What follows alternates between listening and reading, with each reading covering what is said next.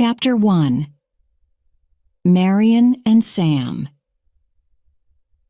In a small, dark hotel room in Phoenix, Arizona, Marian Crane was looking at herself in the mirror. She was worried. Her hair was untidy, and she was late getting back to work.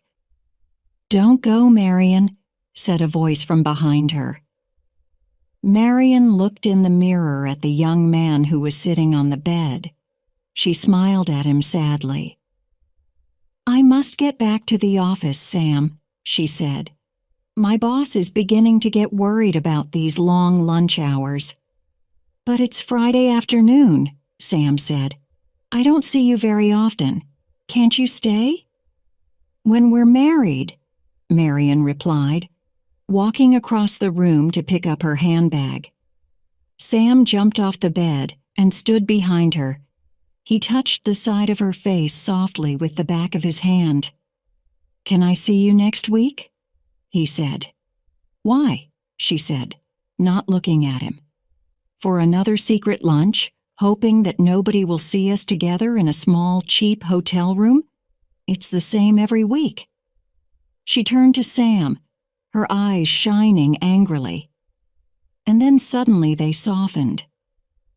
"Oh, Sam," she said quietly. She rested her face in his hand as she looked up into his eyes. "Why can't we get married now? I want to be with you all the time. I want to walk along the street with you so that everyone can see us together." This time, Sam walked away. He stood alone by the window and looked down at the hot, dry city. "We can get married when I've paid off all my father's debts," he said. "I only need to pay another $11,000. And how long will that take? 2 years? Maybe 3. "Oh, Sam," Marian cried, throwing the handbag onto the bed and running to hold him. "I can't wait 3 years. I don't care about the money." She kissed his face, but she was almost crying. "I want to be with you. I'll leave my job. I'll come and work in your shop." "Marian, please, you must understand. I don't want us to be poor when we get married. I want us to be happy. In 3 years' time, you'll be my wife, Mrs. Sam Loomis. I promise." Marian sighed and turned round in his arms to rest her head against his shoulder. "In 3 years, I'll be 29, she thought unhappily. Then she suddenly remembered that she was late for work. She left Sam by the window, picked up her bag, and walked towards the door. "I have to go, Sam," she said again. "I'm late. Mr. Lowry will kill me." Chapter 2. Marian's Plan. "I'm sorry I'm late," Marian called as she hurried into the office. "Don't worry," the other secretary said. "Mr. Lowry's having lunch with a customer."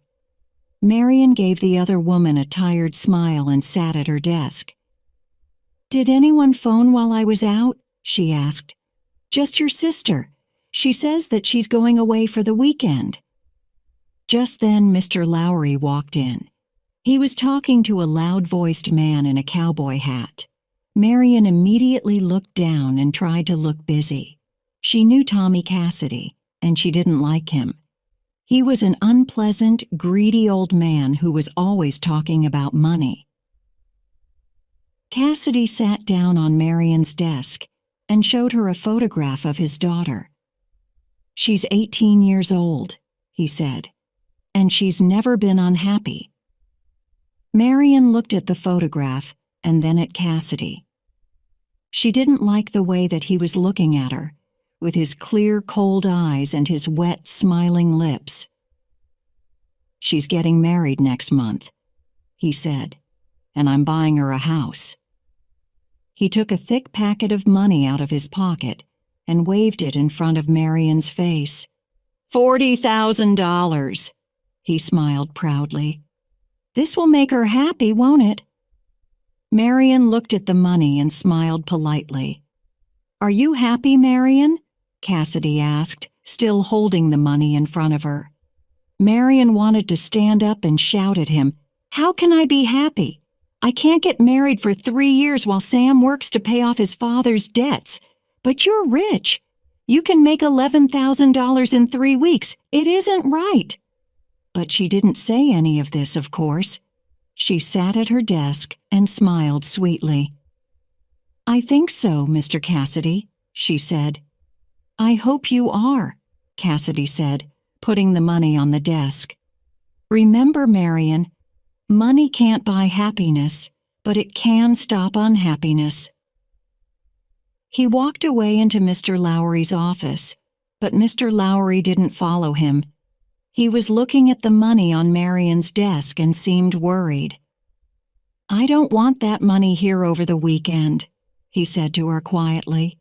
"Take it to the bank after work." "Perhaps I can take it now?" Marion asked. "I've got a terrible headache." "Good idea," Mr. Lowry agreed. "Take the money straight to the bank, then go home and have an early night." Marion put the money into a white envelope, put the envelope into her handbag, and left the office. But she didn't take the money to the bank. A plan was taking shape inside her head. $40,000 is a lot of money, she thought. With this money, Sam will be able to pay his debts. Then we'll be able to get married. Pleased with this idea, Marion went straight home. She put some clothes into a suitcase and drove out of Phoenix. As she was waiting at some traffic lights for people to cross the road, Marion looked at the bag next to her with the money in it. "Of course," she was thinking. "I can't tell Sam that I stole the money from my boss. I'll have to think of a good story to tell him." Suddenly, one of the people crossing the road stopped in front of her car. It was Mr. Lowry. Without thinking, Marion smiled at him and waved. He looked at her seriously, then walked away. "Oh, no," Marion thought. "Now he knows I haven't gone home with a headache. If he thinks I'm running away with the money, he'll phone the police. I must hurry. If I can get to Fairvale before Monday, they'll never find me. I'll be safe with Sam." It was a long journey. After driving all night across the desert, Marion began to feel tired. She had to stop. She drove off the highway and parked at the side of a quiet road. "I'll just rest for half an hour," she told herself. But she was more tired than she thought. She lay down in the front of the car and slept until the morning. Chapter 3. Bates Motel. Marion woke up suddenly. A policeman with a thin mouth and large dark glasses was looking at her through the car window. Without thinking, she sat up and turned the key to start the car. The policeman knocked on the window and told her to stop. Marion opened the window and looked at him nervously. "Is anything wrong, miss?" the policeman asked. "Number I was feeling tired, so I stopped the car." "Why didn't you stay at a hotel? There are lots of hotels near here." "I only wanted a rest," said Marion. "Why? Have I done anything wrong?" "No, miss," the policeman replied, but he wasn't happy. "Can I see your driving papers, please?" Marion turned away from him and opened her bag. The policeman tried to watch over her shoulder, but he didn't see the white envelope full of money. She hid it carefully under her bag, then handed him her driving papers. He studied them for a minute, gave them back, and without a word, returned to his car. Marion started her car immediately and drove away. Looking in her driving mirror, she noticed that the police car was following her. She drove slowly so that it could go past, but I stayed behind her. "Why's he following me?" Marian thought nervously. Has Mr. Lowry reported me already? If he has, I'll have to sell this car as soon as I can and get another one. I don't want anyone to follow me to Fairvale. At last, the police car stopped following her and turned off along another road. About an hour later, Marian arrived in a small town. She stopped at a garage and asked about changing her car for another one. While the man from the garage was looking at her old car, Marian walked out into the street to buy a newspaper. Then she noticed the policeman with the dark glasses. He was standing by his car across the road, watching her. Marian didn't look at him. She bought a newspaper and looked through it quickly. Good, she thought.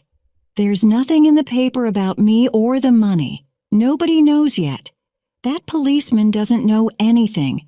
He's just trying to frighten me. She went back to the garage and showed the man the car that she wanted. Don't you want to try it first? He asked. No, thank you, Marian replied. I'm in a hurry. How much will it cost? Your car and $700. Marian went to the washroom and took $700 from the white envelope. She came out and gave the money to the man, who looked at her strangely. Then she jumped into her new car. Just a minute, miss. Marian's heart jumped. She looked round quickly, but it was only another man from the garage. He was carrying her coat and suitcase. You left them in your old car, he explained, putting them in the back of her new one. As Marian drove away, the policeman crossed the road and stood next to the man from the garage. Did she seem strange to you? The policeman asked. Very strange, the man agreed. Marian drove across the desert all day, then up into the hills. As it got dark, it began to rain. Tired and hungry, she looked hard through the window for somewhere to stay the night. She couldn't see anything in the heavy rain. No lights along the road, no other cars. I think I'm on the wrong road, she thought. If I turn round and find the highway again, I'll soon find a place to stay. Suddenly, as she was looking for a good place to turn the car, she saw a light by the side of the road. At first, she thought she was dreaming. A hotel? Here? In the middle of nowhere? Impossible. She closed her eyes and opened them again. Yes, it was true. A small sign shining in the night. Bates Motel. I don't believe it, she said to herself as she drove towards the sign. This is my lucky night. Chapter 4. Norman. There were no other cars outside the motel, and the office was empty. Marian stood outside the office and waited. Looking up, she saw a large old house on a hill behind the motel. On the first floor of the house, she could see a light in a window. There was a shadow moving behind the curtain. The shadow of a woman, Marian thought. She went back to her car and waited for someone to come. At last, through the darkness and the rain, she saw someone outside the house. It was a man, and he was running down the hill towards the motel. Marian got out of her car to meet him. He was a young man, tall and thin, with a friendly, boyish face. I'm sorry I wasn't in the office, he smiled. Do you have a room? Marian asked. 12 rooms, all of them empty. The young man laughed. You're wet. Come into the office. Inside the office, the young man watched her carefully as she wrote her name in the visitor's book. Not her real name, but Marie Samuels. Then he thought for a second before choosing a key from the small cupboard behind the desk. Room 1, he smiled. It's next to this office. The young man carried Marian's suitcase from the car, and she followed him into her room. He turned on the light and opened the window. "It's small, but it's comfortable," he said. "And look, there's a shower in the bathroom." "Thank you, Mr. Bates." Marian smiled. "My name's Norman," he said. "If you want anything, I'll be in the office." "I just want to sleep, but before that, I need to eat. There's a restaurant about 10 miles away, outside Fairvale. But I was just thinking," he said, lowering his eyes with a shy smile. "It's a long way to Fairvale, and it's still raining. Maybe you'd like to have dinner with me instead. Nothing much, just bread, milk, and cheese. But you can come up to my house with me if you like." "You're very kind," said Marian. Norman looked up, his eyes shining with excitement. "I'll be back when everything's ready, with an umbrella." Marian closed the door behind him and smiled for the first time in 24 hours. What an amusing young man, she thought. Just like a little boy. But she was tired, and she had important things to think about. The money, for example. Marian looked round the room for somewhere to hide it. There wasn't much furniture. She decided to put the envelope inside her newspaper and leave it next to the bed. While she was doing this, she heard a loud voice. It came from the big house on the hill. She went to the window and listened. It was the angry voice of an old woman. "No, you can't bring strange young girls up to this house." "Mother, please," Norman replied. "First you bring them up to the house. Then what? Music after dinner? Holding hands and kissing?" "Mother, she's just a stranger. She's hungry and it's raining. She's not having food with my son in this house. Do you understand, boy? Are you going to tell her, or shall I come down and tell her?" "Shut up!" Norman cried. "Shut up!" Then everything was silent. Chapter 5. Mad Things. Marian heard the front door of the big house as it closed. Moments later, she left her room and met Norman, who was standing nervously outside her door. "I made trouble for you. I'm sorry," Marian said. "It's my mother, that's all. She isn't well today. I'm sorry. I can't take you to the house. I've taken the food into my office. Would you like to come in there?" Marian followed Norman into a small room behind his office. It was a strange room, full of old clocks and stuffed birds. Norman watched her quietly as she began to eat, then said, "You eat like a bird." "Do you know a lot about birds?" "I don't know much about them. I just like stuffing them." "That's a strange thing to do," said Marian. "I enjoy it." "Is your time so empty? I'm very busy. I do everything in the office, I clean the rooms, I look after my mother. Have you got any friends?" Norman looked surprised at this question. A boy's best friend is his mother. Marian looked at her bread and cheese. She couldn't think of anything to say. The room was quiet, just the sound of the clocks. "It stopped raining," Norman said. Marian smiled politely and continued eating. "Where are you going?" Norman tried to start the conversation again. "Somewhere nice," said Marian.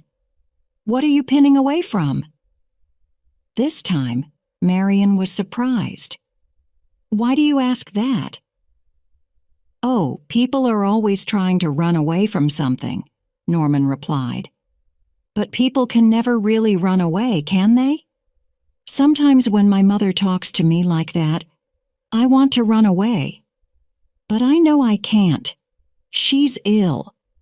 "She didn't seem ill to me," said Marian. "I mean, ill in the head," said Norman.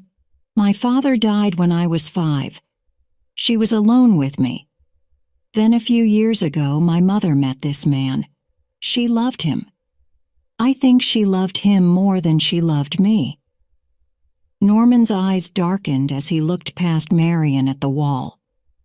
"When he died," Norman said slowly, "and the way that he died. That's why my mother became ill." Marion felt sorry for Norman then. He was like a lost child, spending all his life in a small motel with his mad mother. "Why don't you leave here?" she asked him. "If you love someone, you don't leave them." "Then why not put her somewhere like a hospital, you mean?" Norman looked at Marion angrily. "A hospital for mad people? I'm sorry. I didn't want to be rude." "My mother isn't mad," Norman said, his eyes still burning. Then suddenly, without warning, he became calm again. He smiled. "I know," he said in a soft voice. "I just hate thinking about it. My mother really isn't dangerous. She doesn't hurt anyone. She just does mad things sometimes. We all do mad things sometimes, don't we?" His eyes met Marion's, and he seemed to look straight into her heart. "Don't you do mad things too, sometimes?" "Yes, sometimes," Marion smiled. She thought about the $40,000 in the newspaper in her room. She did a mad thing yesterday afternoon when she put Tommy Cassidy's money in her handbag and ran away with it. "I must take it back," she thought. "Tomorrow morning." She stood up. "Thank you for the meal," she said to Norman. "I'm tired, and I have a long journey tomorrow, all the way back to Phoenix. You see, I made a bad mistake. I want to go back and put everything right before it's too late." Norman gave her a warm smile. "I've enjoyed talking to you," he said. "I'll bring you breakfast in the morning." "You'll have to be early," Marion said. "I will, don't worry," Norman replied. "Sleep well." Chapter 6. As clean as snow. Marion went into her room and sat on the bed. Yes, it was a stupid idea to steal that money, she thought. It was like a bad dream. Now, after talking to that strange, sweet young man, she was awake again. "I'll take the money to the bank first thing on Monday morning," she thought. "Nobody will know what I've done. Everything will be all right." She stood up. She suddenly felt very strong and happy. She felt wonderful. "After I have a shower, I'll feel perfect," she thought. "I'll be as clean as snow." She took off her blouse, her skirt and shoes, and threw them onto the bed. She didn't realize that someone was watching her. There was a hole in the avail between Marion's room and the one behind Norman's office. Norman was looking through the hole, watching Marion as she undressed. Before going into the shower, Marion suddenly thought of something. She sat down at a small desk and wrote some numbers on a piece of paper. "I spent $700 of that money today," she thought. "I must try to pay that back. But that isn't important now. I'm too tired to think about money. I want a shower." She walked into the bathroom and threw the piece of paper into the toilet. Then she took off her other clothes and got into the bath. Pulling the plastic curtain behind her, she turned on the shower. It was lovely, beautiful and warm. She closed her eyes. The warm water washed down over her body.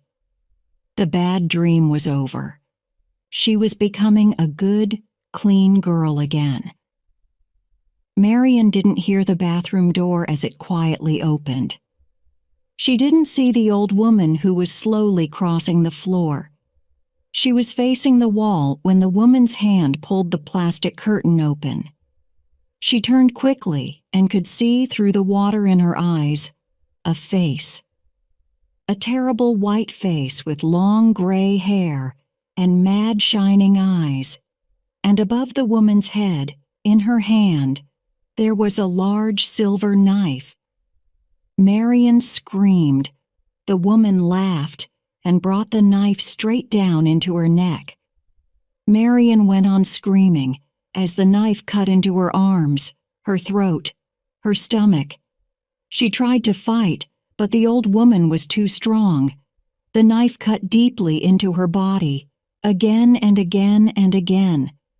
Marian became weaker. Her screams became softer.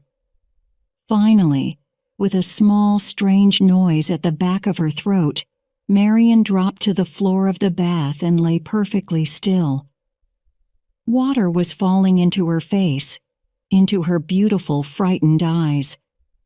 It washed down over her body, red with blood. Marian Crane was dead. Chapter 7. The Swamp. Norman felt sick when he saw the blood on his mother's clothes. "Mother, oh God, Mother!" he cried. "Blood! Blood!" He ran down the stairs from his mother's bedroom, out of the house and down the hill to the motel. He couldn't believe it. His mother a killer? It wasn't true. But when he finally ran into the girl's room, he saw that it was true. The girl was lying in the bath with her eyes still open, dead. And his mother was the killer. He stood outside the bathroom, feeling sick and afraid. He tried to think, but he didn't know what to do. He thought about calling the police, but then stopped. He mustn't call them. Not now. Because his mother wasn't really a killer. She was sick. You were not a real killer if you were sick in the head. No, he must stop people from knowing. He had time. The girl was alone. Nobody knew she was there.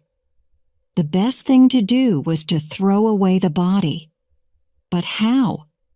Then Norman had an idea. He turned off the bedroom light and the shower in the bathroom. Then he took the plastic curtain from the shower and opened it out on the bedroom floor. Next, he took Marian's body out of the bath and pulled her slowly onto the plastic curtain. After washing the blood from the floor and walls in the bathroom, he picked the body up inside the plastic curtain and carried it out to her car. He went back to the bedroom and put everything that belonged to the girl inside the suitcase. He put that into the car with the body. He looked round the room one last time. He saw the newspaper next to the bed, picked it up, and not knowing about the money inside it, he threw that into the car too. Then he got into the car and drove away towards a swamp not far from the motel. When he arrived, he got out of the car and pushed it into the swamp. He watched nervously as it slowly went down. It took a long time, but finally it disappeared. Norman smiled. Mother's safe now, he thought. Nobody will ever learn what happened to the girl. Chapter 8. Lila. 1 week later, Sam Loomis was sitting in the office at the back of his shop, writing a letter to Marian. "Since I saw you last Friday afternoon," he wrote, "I've thought a lot about the things that you said. You're right. The money doesn't matter. I want to marry you now." While he was writing, Bob Summerfield, the young man who worked in the shop, called to him. "Sam, a young woman wants to see you." Sam walked into the shop and saw a pretty young woman with fair hair and a small suitcase. "I'm Lila, Marian's sister," she said without smiling. "Is she here?" "Of course not," Sam replied. "Is something wrong?" "I haven't seen her since last Friday," Lila said, her voice beginning to shake. "She left home without saying anything. She hasn't even phoned me. Look, if she's here, I want to talk to her. She's in bad trouble." She began to cry. Sam told Bob to leave the shop, then turned to Lila. "Tell me," he said softly. "What are you talking about? What kind of trouble is she in?" "Yes," said a flat, unfriendly voice from the door behind them. "Let's all talk about Marion." Sam and Lila both turned to see who was talking. A short man with a hat low over his eyes walked slowly into the shop. He was carrying a raincoat over his arm. "My name's Arbogast," he said, showing them a card. "I'm a detective, but I'm not with the police." He looked hard at Lila and said, "Now, Miss Crane, where's Marion?" "Why do you want to know?" said Sam. $40,000, Arbogast replied. "I don't understand." "Your girlfriend stole $40,000. Sam looked at Lila. "Is this true?" Lila explained everything. She spoke in a cold voice. She believed that Sam was hiding Marion somewhere, but when she finished, her voice softened. "Listen, Sam," she said. "Her boss doesn't want to call the police. He just wants his money back. If she's here?" "She isn't," Sam said quickly. "Miss Crane, can I ask you a question?" said Arbogast. "Why did you come here to Fairvale? Did you know that your sister was here?" "I hoped she was. I wasn't sure." Arbogast looked at her and said nothing. "It's true," she cried angrily. "Why don't you believe me?" "I'm just doing my job, Miss Crane." "Really?" said Sam. "Then have you phoned any hospitals at Phoenix? Maybe she's had an accident." "That's not possible," Arbogast replied. "Her boss saw her and her car last Friday. She was driving out of Phoenix with the money." Then Arbogast looked at Lila.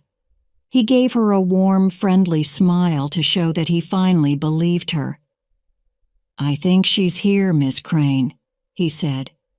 "Maybe not here with her boyfriend, but she's somewhere near Fairvale. I can feel it. Don't worry," he said, touching his hat and walking towards the door. "I'll find her." Chapter 9. A Few Questions. The next day, Arbogast visited all the hotels near Fairvale. He showed everyone a picture of Marion. "Have you seen this girl?" he asked them. The answer was always no. At last, as he was driving along the old highway outside Fairvale, he saw a small motel by the side of the road. "Maybe I'll be lucky with this one," he thought. "I've tried all the others." Arbogast left the road and drove up to the motel. Norman Bates was sitting outside his office in the evening sun, reading a magazine. He stood up and smiled as Arbogast got out of his car. "I almost missed you," Arbogast said. "I forgot to turn on the sign," Norman replied. "Do you want a room?" "No, thanks. I only want to ask a few questions." "What sort of questions?" asked Norman, turning to go into his office. "I'm trying to find a girl," said Arbogast, following him. "My name's Arbogast. I'm a detective." "Oh, really?" Norman tried to smile calmly. "A girl?" "Her name's Marion Crane," Arbogast explained. "She's from Phoenix. She disappeared last Friday, and her family are very worried." He showed Norman the photograph. "Have you seen her?" Norman shook his head without looking. "Maybe she stopped here about a week ago. I haven't had any visitors for more than 2 weeks. Business has been bad since they moved the highway." "Can I see your book?" Norman gave him the book from under the desk without speaking. He watched as Arbogast took out an envelope and studied the names in the book. "Ah." Arbogast's finger stopped at the name of Marie Samuels from Los Angeles. "You see, she was here last Saturday night. Look, the writing is the same as on this envelope." "So?" Norman said in a weak voice. The writing on this envelope belongs to Miss Crane. Norman opened his mouth to speak, but his mouth was dry and he couldn't think of the right words. Finally, he said, "It's difficult sometimes." Arbogast looked at Norman. "What's difficult?" "Remembering things." I know," Arbogast said softly, trying not to frighten him. "You know, I wasn't lying, mister. I just forgot about last week. I understand." Arbogast's friendliness seemed to make Norman calmer. He smiled and asked to see the photograph again.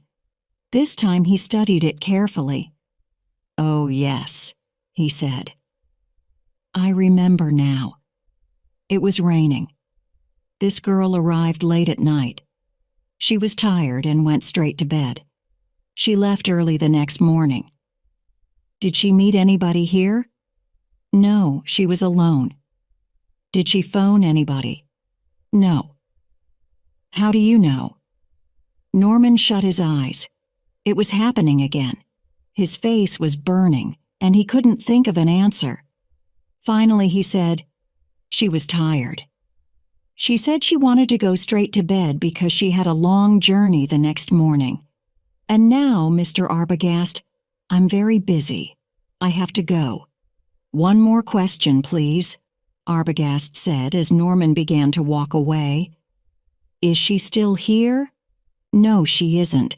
I told you before. If you don't believe me, I'll show you all the rooms." "No, that's all right," Arbogast smiled. He followed Norman outside. It was dark now. He looked up at the house on the hill and noticed a light in a window. "Is anyone at home?" he asked as Norman was walking away. Norman turned round and smiled. "No, but there's someone sitting by that window." Arbogast pointed at the house. "Oh, that's my mother. She's ill." Arbogast looked hard at Norman for a moment, then said, "Did that girl offer you a lot of money?" "What do you mean?" "To hide her here, maybe. Look, mister, if you think I kidnapped her or something,